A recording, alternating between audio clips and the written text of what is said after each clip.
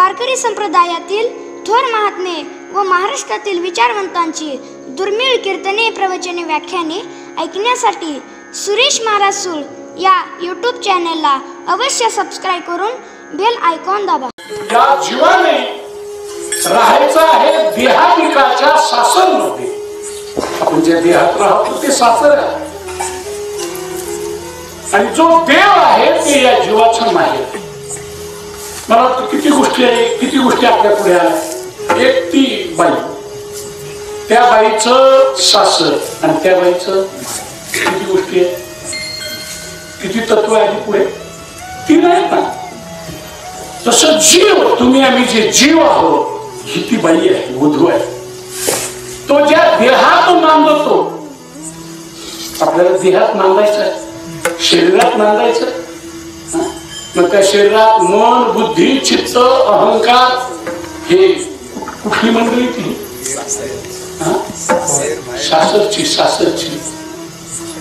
सासरची लोक, ही इंद्रिय, सासरचा परिवार आहे. आणि माहेरचा परिवार विठ्ठल रुक्मिणी तुम्ही अखंड आणा. आपण जे आषाढी कार्तिकीला जातो हे आपली नागपंचमी आणि भाऊबीज, दिवाळी. कळलं की नाही कोण नाही की सासूरवासीन सुद्धा माहेरी वर्षातून किती वेळा जाते. प्रासंगिक स्वरूपाने वेगळं अनेक वेळा जाईल, पण तिचा हक्काने जाण्याचे ठिकाण दोन, एक नागपंचमी आणि दुसरी दिवाळी. या दोन गोष्टीला गेली पाहिजे, माहेरी गेली पाहिजे. तसं आपल्याला आषाढी कार्तिकी विसरू नका. माहेर आहे म्हणून माहेरला गेलं पाहिजे. विटे उभा कटी कर, विटेवर उभा राहून सुंदर येते ध्यान. उभे उभा राहून या कैसा, आणि उभी पालवी. तो उभा राहून विटेवर उभा राहून आणि अशी हाक मारतो, या संसारामध्ये बुडत असेल ना तर तुम्ही माझ्याकडे या. माझ्याकडे आलात तर तुम्हाला या भवनदीचं, माया नदीचं पाणी कमरे एवढंच आहे. ही खून कमरेवर हात ठेवून दाखवली. तुझे निघाले कोटी चंद्र प्रकाश है, कमल नयन हास्य वदन हसे. हालकारे कृष्णा डोलकारे, घडिये घडिये घडिये गुज बोलकारे. उभा राहून या कैसा हलवितो बाहो, उभा राहून या कैसा हलवितो बाहो. बापर खुमा देवर विठ्ठलू नाहो. हालकारे कृष्णा डोलकारे, घडिये घडिये घडिये गुज बोलकारे. विठ्ठल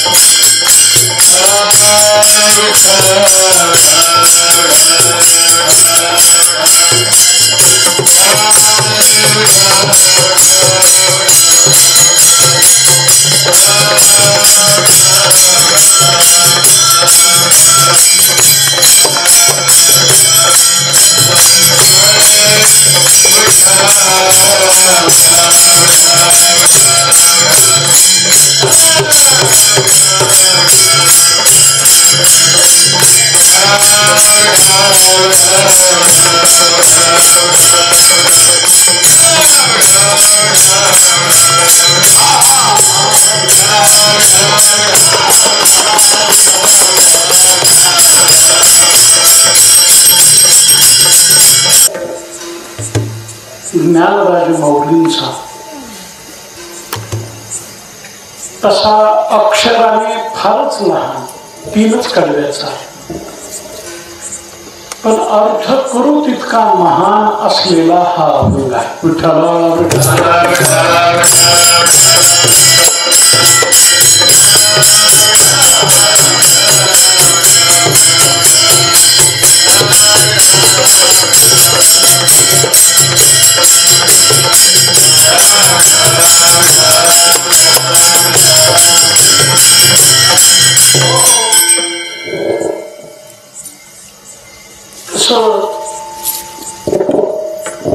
कीर्तन हे रात्रीचं आहे, म्हणजे रात्रीच्या वेळेला आहे, साहित्य रात्री सुरुवात होते.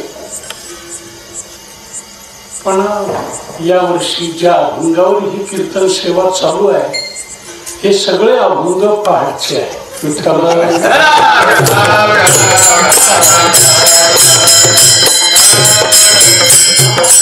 याचा अर्थ पहाटे म्हणावयाचे. आता मी असं जरी म्हटलो आणि तुम्ही तशी शेतकरी मंडळी असल्यामुळे तितकी अडचण येणार नाहीतर शहरामध्ये श्रोत्यांनी पटकन विचारलं असतं महाराज पहाटे म्हणजे काय.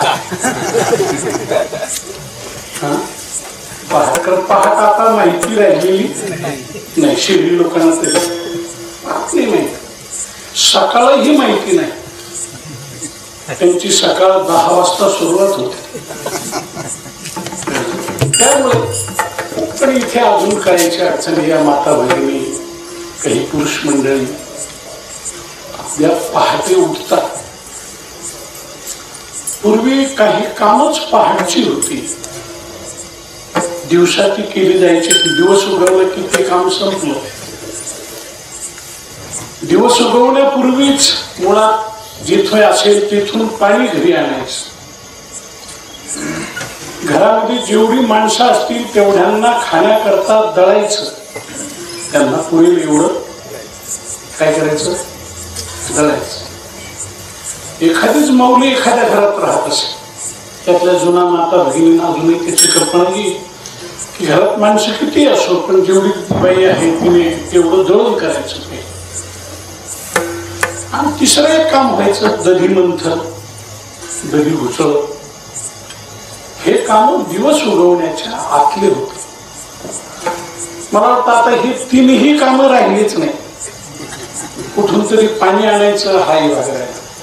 ते पाणी कुठे आलं आता, नळाच्या द्वारा घरातच येऊन धरलं. आता घरातलं पाणी सुद्धा नळाने टाकी अथवा हंड्यात भरून घ्यायला काही हरकत आहे. तरी बाई नवऱ्याला सांगतो तुम्ही जालनात ना नाशिकला एक प्लॅस्टिकची नळी आणा. मग ती नळी नळाच्या तोंडाला एक आणि दुसरं तोंड हंड्यात लावून द्यायचं. मला तर असं वाटलं की पुढे आता फारच प्रगती झाली आणि नवरा बाहेरून जर आला आणि त्याने पाणी मागितलं तर पुन्हा तांब्या घ्या तो भरा. त्यापेक्षा ती नळीच थोडीशी पुढे करू. नळीनेच पाणी कदाचित त्याला दिलं. दळणाचा एक प्रश्न राहिला नाही. पहाटे उठून आता दळायचे का, हे दळणही आता एक प्रकारे करण्याची गरज नाही राहिली.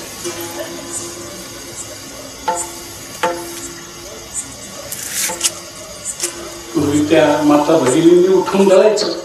दळण हा शब्द बाईकडेच लागायचा. दळण ही क्रिया कोणाची, रमाबाई काय करतात दळतात, चंद्रभागाबाई काय करतात दळतात. आता त्या भायांचं दैव उदयाला असं आलं की तो दळण शब्द तिथून निघाला गुणावरून पडला. आता रावसाहेब कुठे गेले, दळाने सायकलवर ते दळण. कोण गेले दळायला, रावसाहेब. त्या राव शब्दाचंही मातेल आणि साहेब शब्दाचा मुर्दाच. तेव्हा तेही नाही. दही उसाळायचाही प्रश्न राहत नाही. दूध सगळं विकलं जातं किंवा ती मुळीच मिळत नाही, मग घुसळ होत नाही. म्हणून पहाटे नाही. आपली संस्कृती ही पहाटे उठून आणि घरगुती सगळी कामं करायची आहे. संसारिक दृष्ट्या जशी घरची कामं करायची तशी पारमार्थिक दृष्ट्या सुद्धा अंतरातील काम करायला पहाटच चांगली. विठ्ठल पहाटे विठ्ठल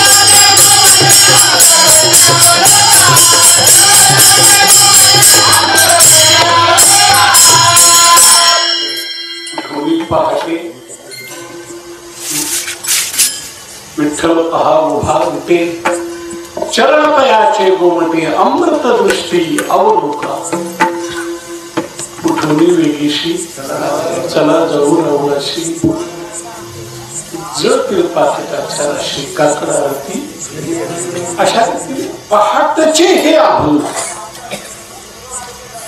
मला वाटतं या निमित्ताने पहाट या विषयाच चिंतन करू लागलो तर कीर्तनाची सगळी वेळ त्यात जाईल. विठ्ठला मगाशी म्हटल्याप्रमाणे ती जी कामं केली जायची ना ती कामं केली जायची. पहाटची जी कामं होत ती नुसती कामं करत नसत या माता भगिनी किंवा पुरुषाधिकांना कदाचित शेतावरचं काम असेल पहाटचं काम. कदाचित आता तुमच्याकडे मोठेवरचं बागायत ज्याला आपण शेतीतलं मोठेने पाणी काढण्यात आहे का इकडे आता तिकडे किंवा पहाटे मोठा हाकलायच्या त्या पाणी काढलं भले मोठी अशी मोठ शिवलेली असायची आणि विहिरीमधून ते पाणी व्हायला काढायचं. तो सुद्धा नुसता मोठा हाकत नसे गाणं म्हणून मोठं हाकायचे. आणि जात्यावर जळणारी बाई हिने सुद्धा काय करावं गाणी म्हणावी. पहाटची काकड आरती आणि आपलं मानवी जीवन याचा नेटका काय संबंध आहे त्यात प्रवेश करण्याचा प्रयत्न करूया. विठ्ठला विठ्ठला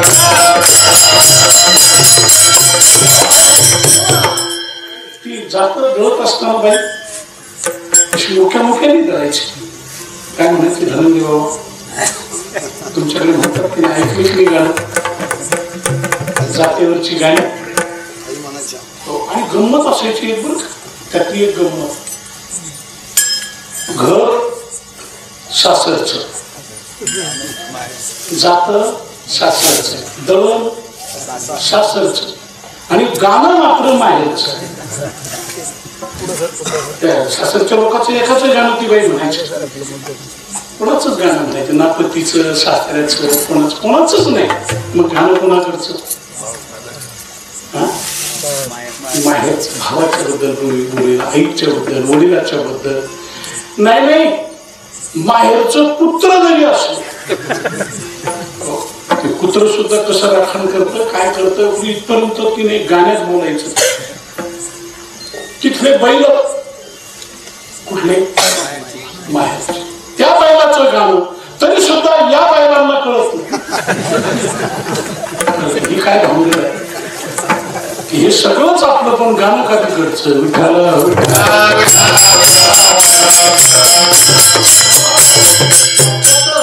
साधू संतांनी हे जे हेरलंय याच्यातच भक्तीचा उदय आहे. भक्तीचा उदय सासरी राहायचं आहे पण माहेरवर प्रेम करायचं आहे नव्हे माहेरच्या प्रेमासाठीच सासरी राहायचं.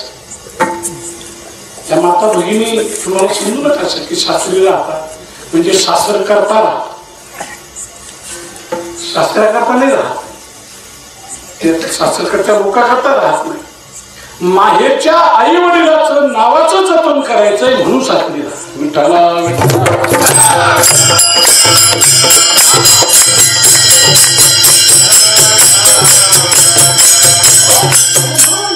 जीवाने सुद्धा जीव ही एक स्त्री आहे. वेदांतात तिला जीव दशा म्हणतात आणि या जीवाचं माहेर आहे परमात्मा. माहेर आहे देव ममई वंशो जीवलोके जीवभूत सनातन माहेर संताचे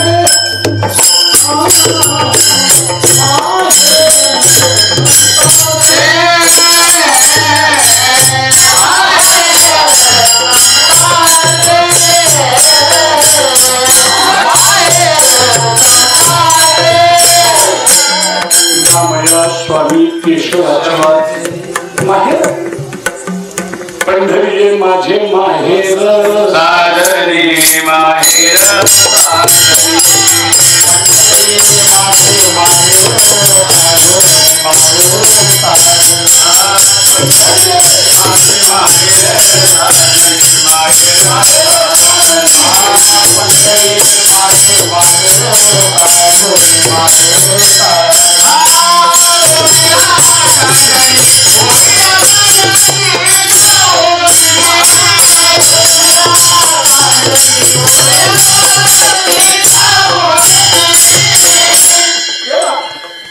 या जीवाने राहायचं आहे देहानिकाच्या सासरमध्ये. आपण ज्या देहात राहतो ते सासर आहे आणि जो देव आहे ते या जीवाचं माहेर. मला वाटतं किती गोष्टी आपल्या पुढे आल्या. एक ती बाई, त्या बाईचं सासर आणि त्या बाईचं किती गोष्टी आहेत, किती तत्व आहे पुढे ती नाही ना. तसं जीव तुम्ही आम्ही जे जीव आहोत ही ती बाई आहे, वधू आहे. तो ज्या देहात नांदतो, आपल्याला देहात नांदायचं आहे, शरीरात नांदायचं. मग त्या शरीरात मन बुद्धी चित्त अहंकार हे कुठली मंडळी ती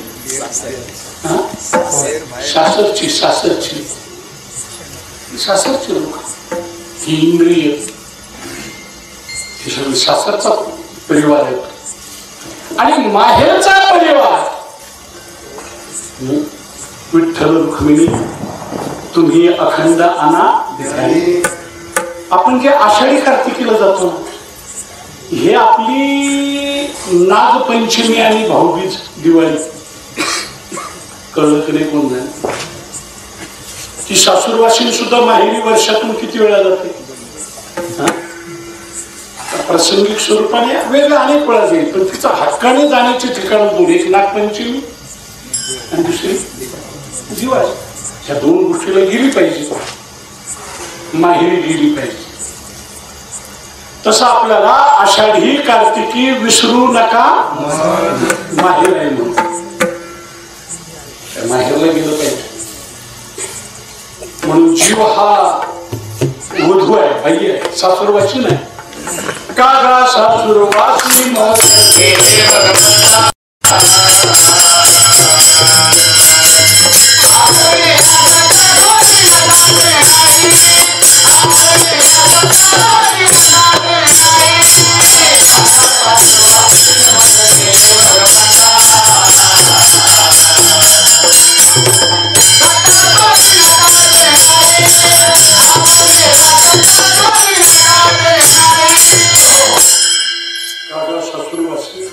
मज केले भगवंता आपण ये सत्ता स्वाधीनता. तेव्हा जीव हा सासूरवासी नाही आणि हा देह संसार, सगळा संसार सासर आहे आपलं. आणि माहेर मात्र लययाची लय सरती मनोरथाचे मनोरे कृती. जरी माहेरे श्रीमंते होती तुम्हाशी. आणि म्हणून माहेर विषयी प्रेम आहे, प्रेम. सासरी राहणार राहावं लागतं का प्रेम आहे.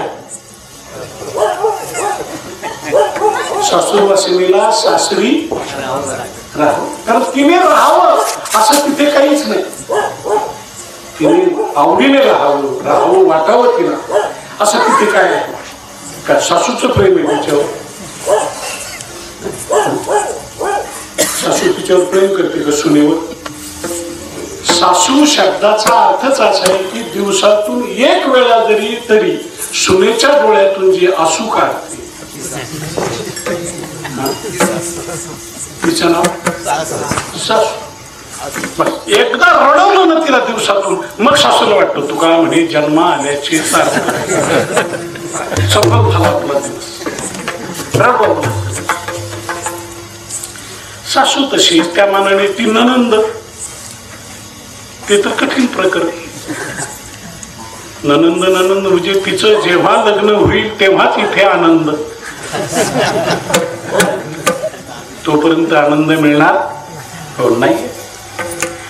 प्रत्येकाचं मी सांगत राहीन आपल्याला, सासरला तिला राहावं वाटावं अशी अवस्था नाहीये.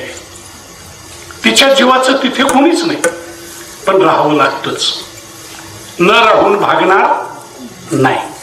आणि माहेरी सर्व आई वडील भाऊ सगळे जीवाचे आहे, सगळे प्रेमाचे आहे. म्हणून माहेरचं प्रेम आहे. प्रेम करावं असं वाटतं त्याला माहेर म्हणतात, आणि जिथे राहावं लागतं त्याला सासर म्हणतात. तसं या देहामध्ये आपल्याला राहावं लागलंय. काय सुखाचं आहे देहामध्ये? हा देह नाशिवंत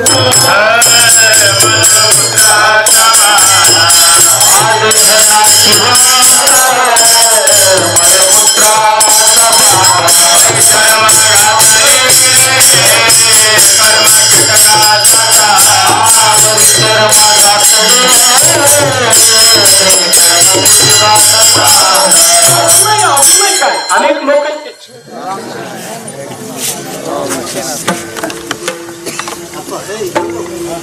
प्रहराची रात्र आहे. किती प्रहराची आहे? 4.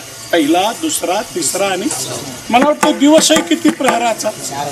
त्यालाही 4 आहे. सकाळचा प्रहर, दुपारचा प्रहर, तिसरा तो स्पष्ट शब्द येतो. तिसरा प्रहर, तिसरा प्रहर, तिसरा प्रहर, तिसरा पहारा म्हणतो. तिसरा शब्द येतो तर मग दुपार कोणता आहे? तो सुद्धा त्याच्यात दुसरा प्रहर, दुपार. ते कमी झालं, ते लोप झाला. दुसरा प्रहर म्हणजे दुपार, आणि सकाळी पहिला, आणि संध्याकाळ आता चौथा प्रहर होता. असे 4 प्रहर दिवसाचे, 4 प्रहर रात्रीचे मिळून तरी गा ऐशे करी या 8 पहारा माझारी मोठके निमिष भरी दे. ऐसे जागविले अवघे जन. पण जागायचे दुसरी जागा तेव्हा. आणि पहाटच्या प्रहरी चित्ताची मनाची एकाग्रता ही देवाकडे जायला उपयोगी ठरते. देवाकडे लावता येतं ते एकाग्रचित्त. तरी गा ऐसे करी या 8 पहारा माझारी मोठके निमिष भरी देत जा. भोगा तुम्ही निघता चित्त मज माझी निघता. हळू हळू पंडू सुता मीच होई. विठ्ठला विठ्ठला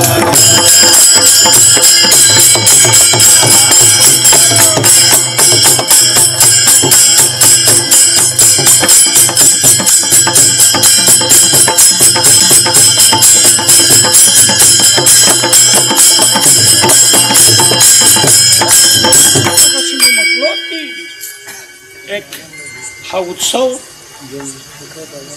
मोठा स्तुत्य उपक्रम ज्याला आपण म्हणू असा आहे.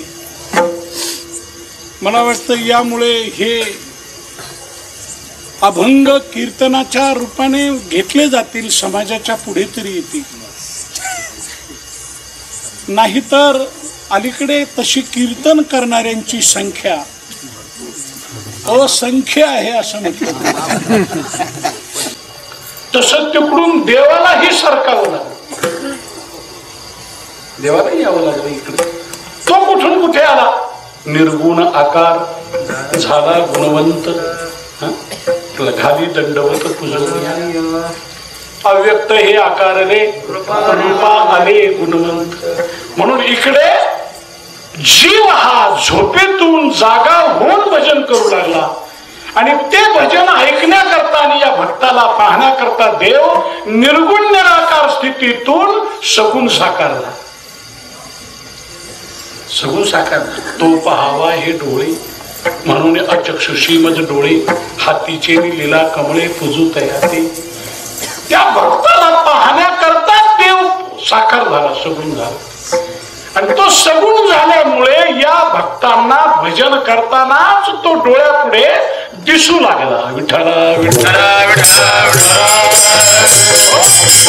तो दिसू लागल्यानंतर कसा दिसला याचं वर्णन या अभंगाच्या पहिल्याकडे. तुझी निळी कोटी चंद्र प्रकाश, तुझे निळी कोटी चंद्र प्रकाश, निळी कोटी चंद्र प्रकाश,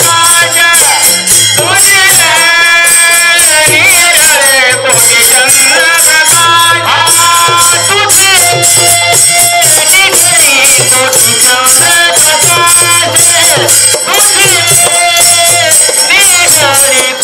चंद्र प्रकाश,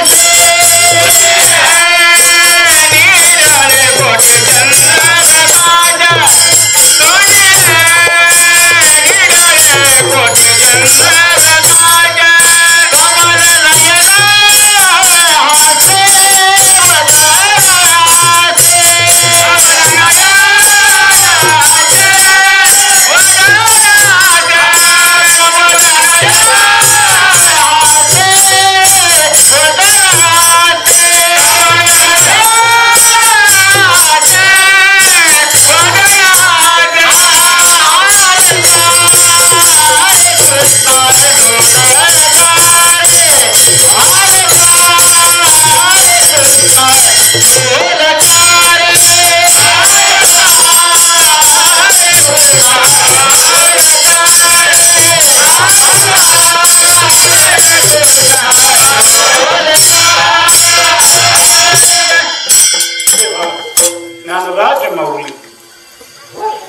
अशा प्रेम भक्तीने प्रभूची आरती करत असताना कर्म भक्ती आणि ज्ञानाचा काकडा लावून जी आरती एक प्रकारची झाली आणि त्या आरतीने भक्त जसा पुढे गेला, पुढे सरसावला, तसा देवही अलीकडे आला. त्याचं निर्गुण निराकार जे स्वरूप होतं ते सोडून दिलं, ते टाकून इकडे आलं आणि आल्यानंतर सगुण रूप एक प्रकारचं धारण केलं. डोळे, हात, पाय, कान, नाक, मुख सगळं त्याला. एरवी तत्वज्ञानात त्याचं वर्णन असं आहे की हा सगळा प्रकार त्याचे जवळ नाही. रंग नाही, रूप नाही, नाही वर्णाचा, रंग नाही, रूप नाही, नाही वर्णाचा, रंग नाही, रूप नाही, नाही वर्णाचा, रंग नाही, रूप नाही, नाही वर्णाचा, निराकार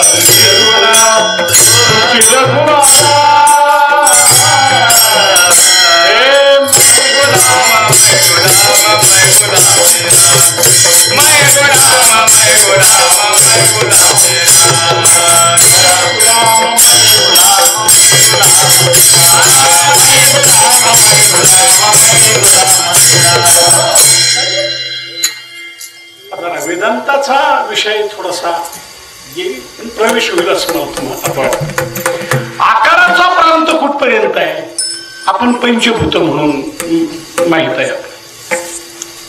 किती भूत आहे? भूत म्हणजे स्मशानभूमीतले नाही, आपली शास्त्रातील ती भूत स्थिती आहे. पृथ्वी, आप, तेज, वायू, गगन म्हणजे आकाश. किती झाले? 5 झाले गेले. आता त्या पाचही भूत तुम्हाला मान्य आहे ना, म्हणजे माहित आहे ना. त्या 5 पैकीच आकार 5ला आहे का हे तुम्ही पहा. 5ना आकार नाही, पृथ्वीला आकार आहे, जलाला, पाण्याला आकार आहे. त्याच्या पुढे तेज, अग्नी दिसतोय आपल्याला, दिव्याचा अग्नी, सूर्यातला प्रकाश, चंद्र दिसतात ते आपल्याला, आकार आहे. पण अग्नीच्या पुढे वायू आकार आहे का? या 3 भूताप्रमाणे वायूला आकार नाही. त्याहून पलीकडे असलेला आकाश म्हणजे आकाराचा रंग कटात वायूपासूनच झाला. विठ्ठल वायूच्या पुढे आकाश, आकाशाच्या पलीकडे प्रकृती, माया आणि तिच्याही पलीकडे ते परब्रह्म, तिथे कसा आकार असणार? तिथे आकार नाही. अव्यक्त निराकार नाही ज्या आकार, जेथून चराचर त्याशी भजे. पण ते निराकार तत्व सुद्धा या भक्ती प्रेमा करता जेव्हा आकारवान होत आहे तेव्हा ते किती प्रकाशमय दिसत असणार. विठ्ठला विठ्ठला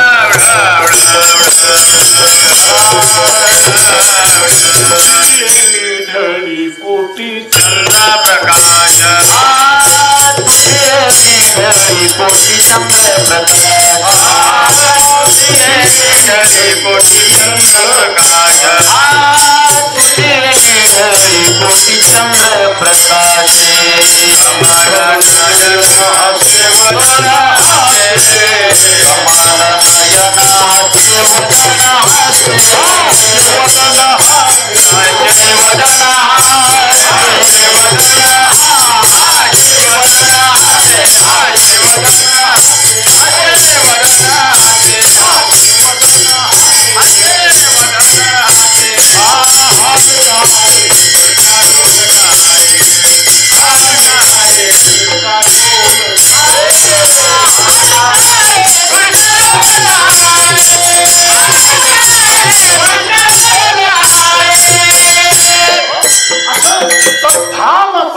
मम असं धाम तेज स्वरूप. यदादित्यगतं तेजो जगद भासयते अखिलम यच्चंद्रमसि यच्चाग्नौ तत्तेजो विद्धि मामकम.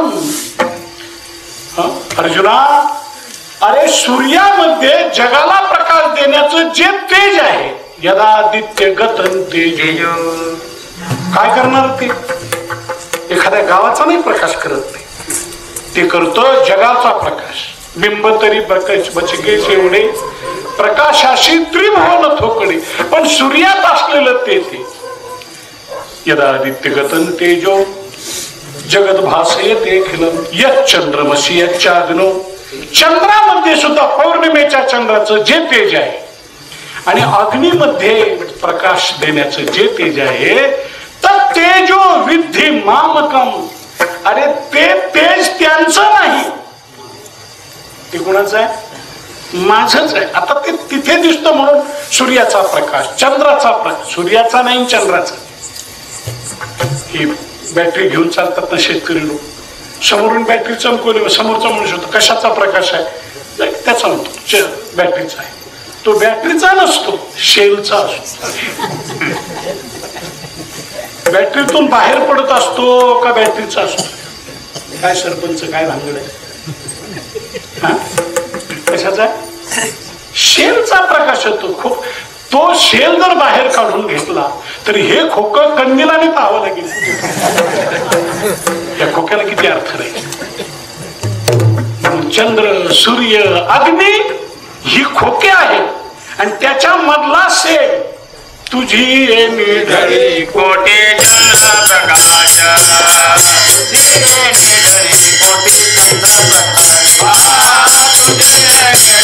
कोटी चंद्र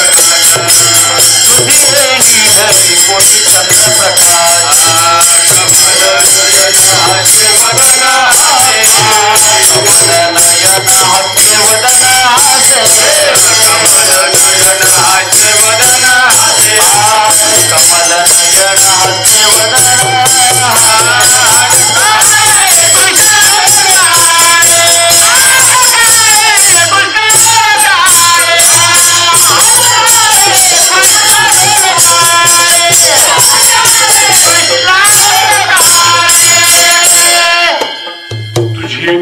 कोटी चंद्र प्रकाशी.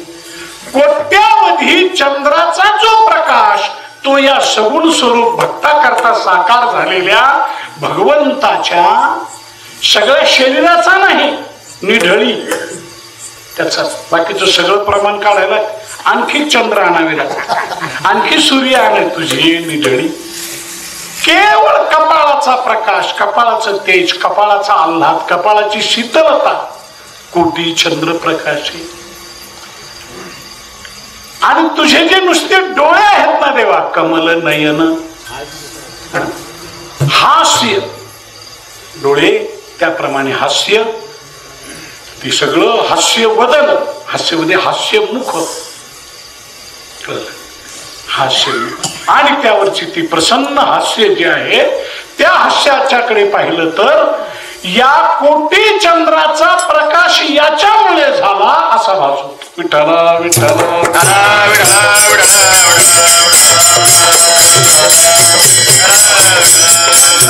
स्वतः भगवान जे म्हटलं ना तत्तेजो विद्धी मामकम, म्हणजे जेव्हा भगवंताचं मुख आम्ही पाहतो आणि तो लखलखित तेजो प्रकाश आम्हाला दिसतो, तेव्हा या चंद्र सूर्यामध्ये जो प्रकाश आहे ते याने प्रकाशित झाले असं आम्हाला विठ्ठला विठ्ठला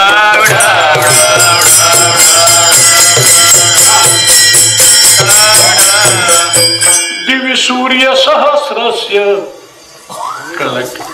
भवेद भवेद युगपत्थिता यदि भास सदृशी सास्या भासस्तस्य महात्मना आघविया विजूचा मेळावा किजी. जगातला सगळा विजा, सगळे चंद्र, सगळे प्रकाश एकत्र केले आणि तुझ्या मुखाची तुलना केली तरी सुद्धा त्यांचं तेज तुझ्या तुलनेला येऊ शकणार नाही. यदि भास सदृशी सास्या भासस्तस्य महात्मना. आकाशातील सहस्त्र सूर्य एकाच वेळी प्रकाशित झाले, त्यांचा जो प्रकाश पडेल त्यांच्यापेक्षा अधिक प्रकाश या महात्म्याच्या शरीराचा आहे. विठ्ठला विठ्ठला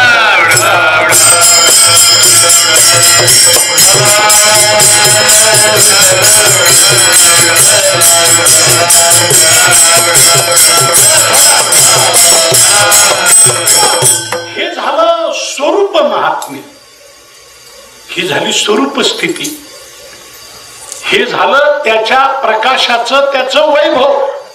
पण एवढं वैभव असलं तरी ते वैभव हललं पाहिजे, डोललं पाहिजे, त्याने तोच प्रकाश भक्ताला दिला पाहिजे. श्रीमंत ही वैभव आहे, पण ते श्रीमंत सुद्धा हललं पाहिजे. संपत्ती आणि दया दोन्ही गोष्टी ते दान दया अंश माझे. देवा तू स्वतः जर एवढा प्रकाशवान आहे तर आम्ही एवढ्या अंधारात का राहायचं? एवढ्या करता तूच थोडासा हल डोल आणि तो प्रकाश आम्हालाही दे, तुझ्यासारखं आम्हालाही कर. ही गोष्ट अभंगाच्या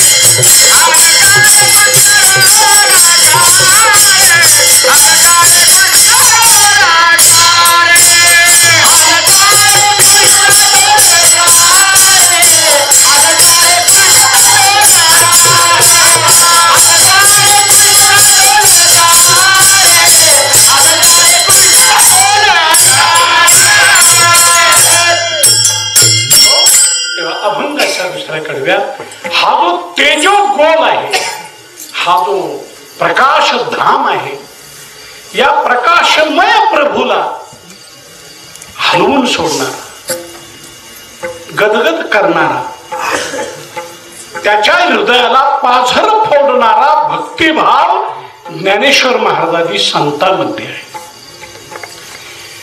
ज्ञानाने त्या तत्वाचा साक्षात्कार होईल पण तेच तत्व कृपायुक्त होण्याकरता भक्तीची गरज आहे. विठ्ठला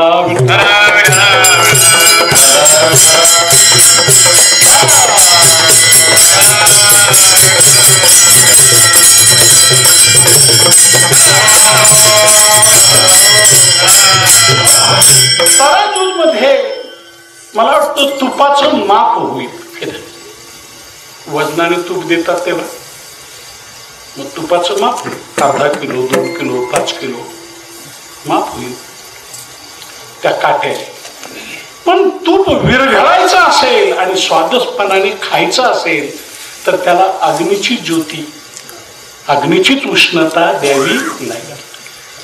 तसं ज्ञानाच्या योगाने भगवंताच्या स्वरूपाचं झालं तर मोजमाप होईल. पण भगवंत उपभोगावा त्याचा आनंद लुटावा असं वाटत असेल तर प्रेम भक्तीचीच उष्णता द्यावी लागेल. विठ्ठला तोच काकडा करावा लागेल. त्यालाच काकडा पेटवावा लागेल. कारण ते तूप विरघळलं पाहिजे. थिजले ते तूप होई विघुरले ते काय आण आहे. तेव्हा विघुरलेलं तूप म्हणजे निर्गुण निराकार तत्व आणि थिजलंय सगुण साकार तत्व. पण ते प्रेममय केलं पाहिजे, करुणाघन केलं पाहिजे. आपल्या भक्ता करता ते हल्लं पाहिजे, चाललं पाहिजे. वेदांताच्या भाषेत सक्रिय झालं पाहिजे. एरवी वेदांत ब्रह्माचं वर्णन निष्क्रिय, हलू नये, चालू नये, सैरा वैरा काही बोलू नये. जे चळे ना ढळे सरे ना मळे ते आपुलेनी बळे अंग विले जी. चळे ना ढळे चळे ना ढळे असं ते निर्गुण निराकार आहे. पण ज्ञानोबासारखे म्हणतात बाबा त्या निर्गुण निराकारात आमचं समाधान नाही. आमच्या करता ते चळे ना ढळे हे रूप बाजूला ठेव आणि काय कर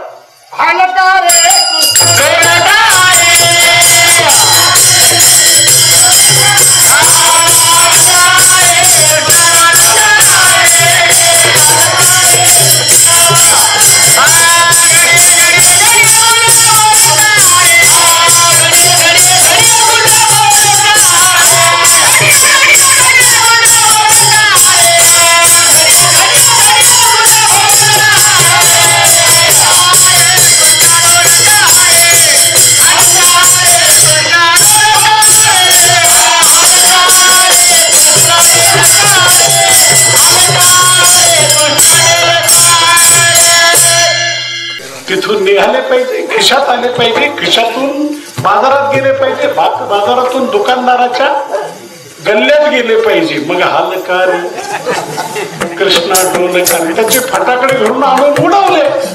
घडीये घडीये घडीये गुजर आनंद होण्याकरता लहान लेकरू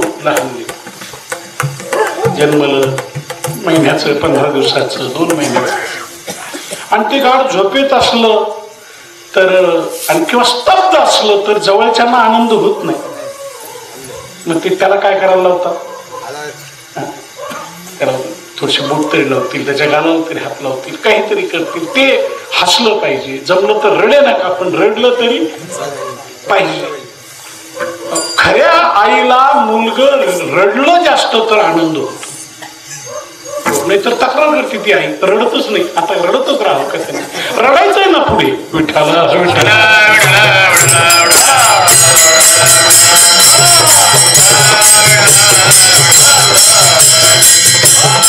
रडलं तरी पाहिजे, हसलं तरी पाहिजे, हातपाय त्याने हलवले तरी पाहिजे, काहीतरी हट्ट धरून मागितलं पाहिजे.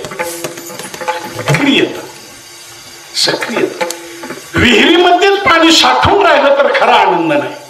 ते बाहेर आलं पाहिजे, पडलं पाहिजे, पाटाने धावलं पाहिजे, शेताच्या बागेच्या झाडाच्या आळ्यामध्ये ते मग आनंद. तसा हा परमात्मा एरवी व्यापक असल्यामुळे तिथे हालचाल नाहीये.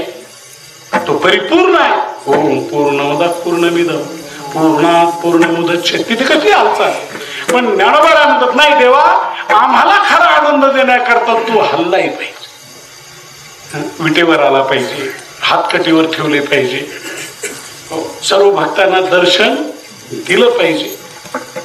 गोकुळीच्या भावार्था काय पुंडलिकाच्या भावार्था गोकुळी झाला येता हे हल कार्य तिथून हल्लाय त्याच तिथून द्वारकेहून हलून पंढरपूरला आलीस द्वारकेचे केण्याने याची ठाया पुढे भक्तराया पुढे भक्तराया पुढे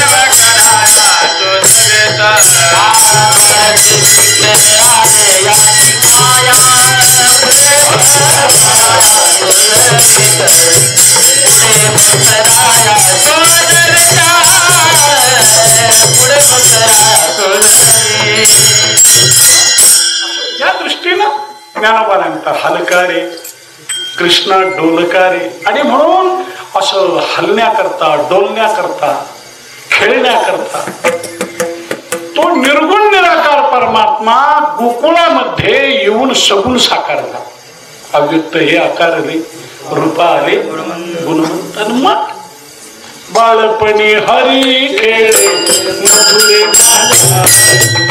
बाळपणी हरी खेळ मधुरे आई घागरिया सरी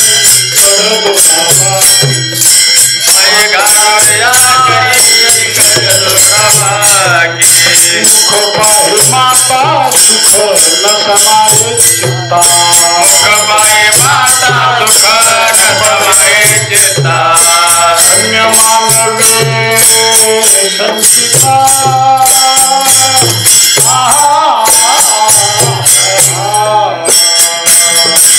उडवले आधी बाळ चांगले हो बाळ चांगले बाळ चांगले हो बाळ चांगले बाळ चांगले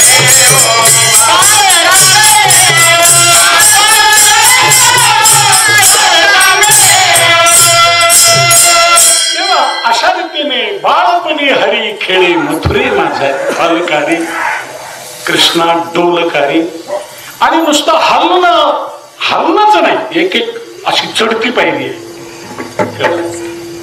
प्रेमाचा मनुष्य असेल प्रेमाचं स्थान असेल पहिल्याने ते आपल्याकरता सक्रिय हलावं पण हलून भागणार नाही आपल्या सद्गुणाने ते डोलावं विठ्ठला विठ्ठला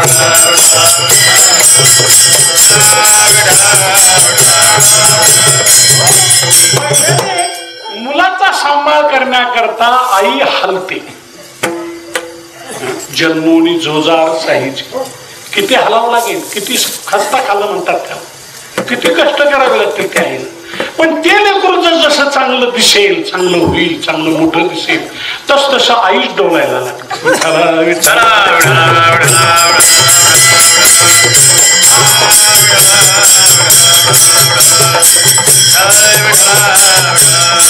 गवयांना पाठ असेल तर म्हणा होते छकुडे माझ्या जुडे बजुडे छकुडे गराडे रुपडे माझ्या जुडे बजुडे छकुडे गराडे रुपडे माझ्या जुडे बजुडे छकुडे गराडे रुपडे माझ्या जुडे बजुडे छकुडे गराडे रुपडे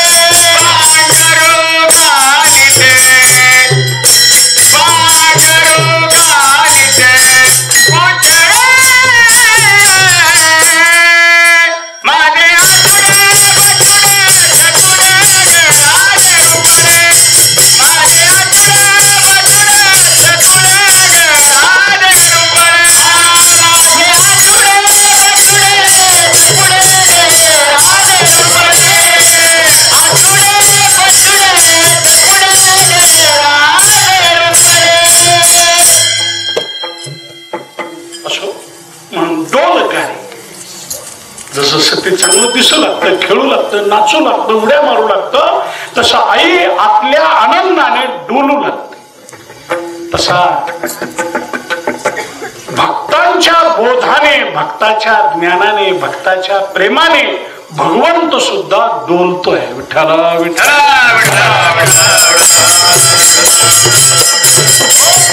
आणि आणखी ज्ञानोबा म्हणतात घडिये घडिये घडिये मधून मधून मधून वारंवार वारंवार तुझं जे गुज आहे ते मला सांग. आणि म्हणून अर्जुन काय गीतेच्या बाबतीत, भागवताच्या बाबतीत उद्धव काय, यांना श्लोकातून गुज सांगितलं. विठ्ठला आपल्याला गीता आणि भागवत हे काही गुज आपण ऐकायला पात्र नसू, पण एक गुज सगळ्या करता आहे. सांगतसे गुज पांडुरंग, सांगतसे गुज पांडुरंग, आषाढी कार्तिकी विसरू नका. बस एवढंच गुज आहे तुमच्याकडे, बाकी काही भानगडी करू नका. सुख करावा संसार,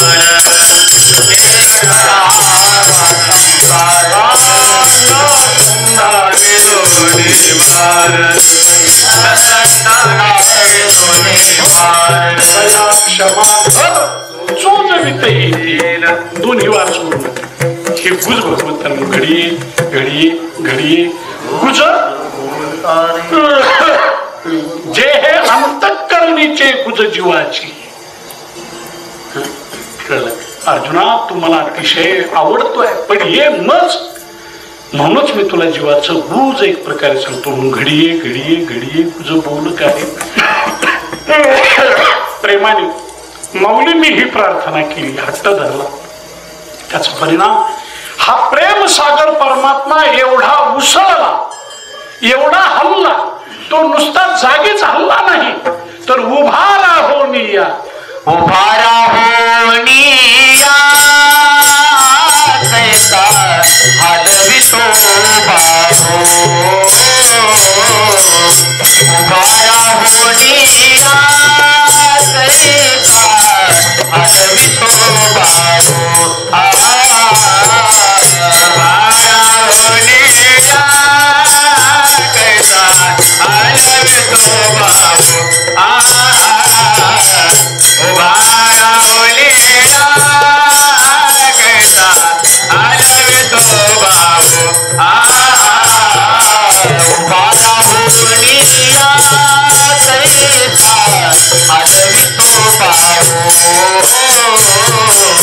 उभा राहोनिया कैसा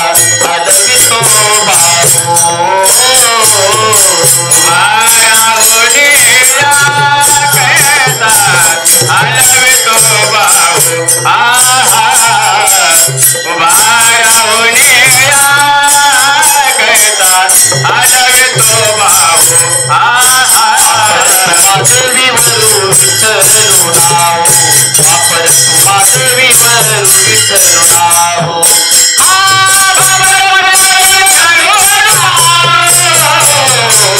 अलकारे कृष्णा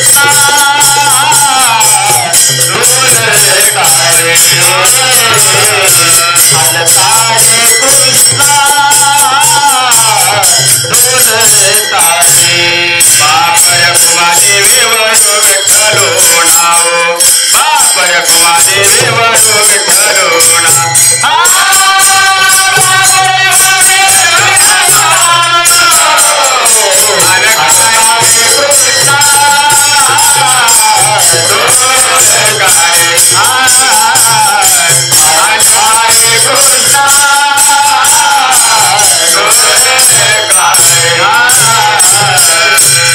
अभंगाच्या तिसऱ्या अर्थात शेवटच्या कडव्या भगवान माऊलीच्या प्रार्थनेनुसार, प्रेमानुसार उभा राहोनिया. मला वाटतं उभा राहोनिया याचा कृष्ण अवतारातले अनेक अर्थ सांगता येतील, पण यापेक्षाही कळलं का, विटे उभा कटी कर. विटेवर उभा राहून सुंदर येते ध्यान उभे उभा राहून या कैसा. आणि उभा उभी पालवी या प्रमाणं भवाब्देरी दम्मामखाणाम नितंबकराभ्याम धृतो येन तस्मा विधातुर्वसत्ये धृतो नाभिकोशा परब्रह्मलिंगम भजे पांडुरंग. तो उभा राहून विटेवर उभा राहून आणि अशी हाक मारतो, या संसारामध्ये बुडत असेल ना तर तुम्ही माझ्याकडे या. माझ्याकडे आलात तर तुम्हाला या भव नदीचं माया नदीचं पाणी कमरे एवढंच आहे, ही खून कमरेवर हात ठेवून दाखवली. विठ्ठला विठ्ठला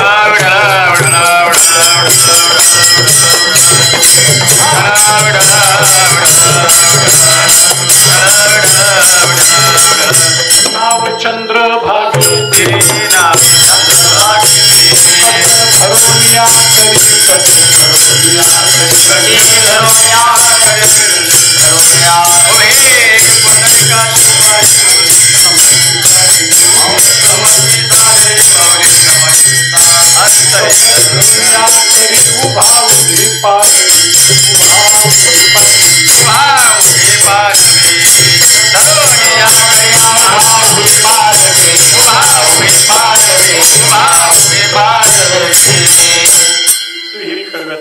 नाव चंद्रभागी फिरी उभी पुंडलिकाची द्वारी कटोदरी नया करी उभा उभी पालवी. उभा राहून या कैसा हलवितो बाहू, कैसा हलवितो ऐसा हलवितो.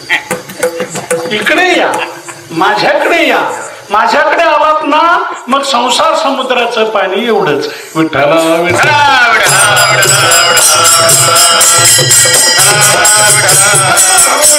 करी उभा उभी पालवी.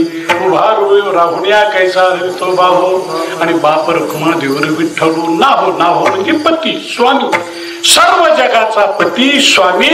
अशा रीतीने सर्वांना हाताने हाक मारतो आणि संसार समुद्राचं प्रमाण सांगतो. विठोबार